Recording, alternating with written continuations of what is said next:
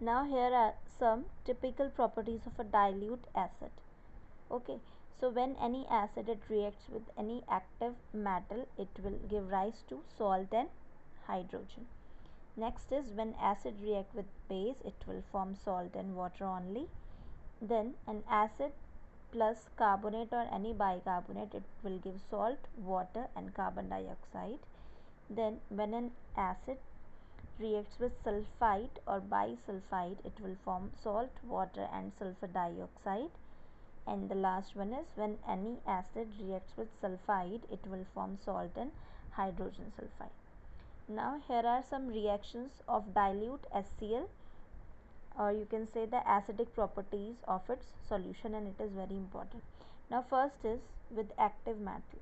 Okay, so with active metal, when hydrogen chloride react, it will form salt and hydrogen gas will liberate. Okay, so MgCl2 plus H2. Now again with zinc, that is again an active metal. When zinc react with HCl, it will form ZnCl2 and H2. Okay, now next is with base. Here we are using the base CuO. Okay, when it will react with HCl, it will form CuCl2 plus H2O, water, salt and water. Okay, the next is with metallic carbonate. So here the metallic carbonate is sodium carbonate. When it will react with HCl, it will form salt, water and carbon dioxide. Salt is sodium chloride, H2O water and CO2 carbon dioxide. Now when metallic bicarbonate, that is NaHCO3, when it will react with HCl, it will form again salt, water and carbon dioxide, NaCl, H2O and CO2. Now with metallic sulfide, so we are using here Na2SO3. When it will react with HCl, it will form again salt, that is NaCl, water and sulfur dioxide, SO2.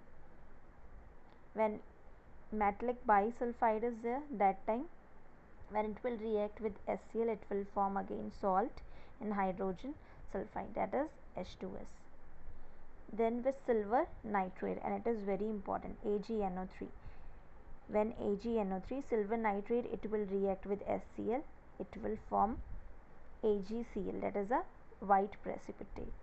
Okay, and nitric acid, that is HNO3, and this reaction is very important. Next is with lead nitrate, that is PbNO3 whole twice.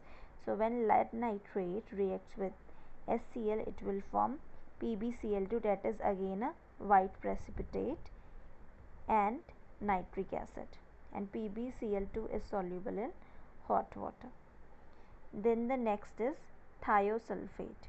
Okay, so here we are using Na2S2O3, that is sodium thiosulfate, and when it will react with HCl, it will form NaCl, sodium chloride, sulfur dioxide, sulfur and water.